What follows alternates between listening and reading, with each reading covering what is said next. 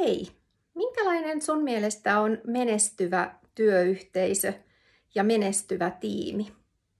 Onko menestyvä työyhteisö ja menestyvä tiimi se, joka sisältää yhden huippuyksilön? Vai onko menestyvä työyhteisö ja menestyvä tiimi se, jonka yhteenlaskettu älykkyysosamäärä on kaikkein suurin? Vai onko menestyvässä työyhteisössä ja menestyvässä tiimissä parhaimmat työntekijät ja alansa huippua edustavat asiantuntijat?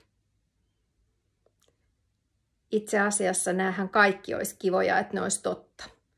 Mutta vastaus on väärin. Menestyvässä työyhteisössä ja menestyvässä tiimissä on ennen kaikkea luottamusta. Ja vaativat tilanteet, muutostilanteet vaatii aina poikkeuksellisen paljon luottamusta. Onko mun omassa työyhteisössä, omassa tiimissä luottamusta?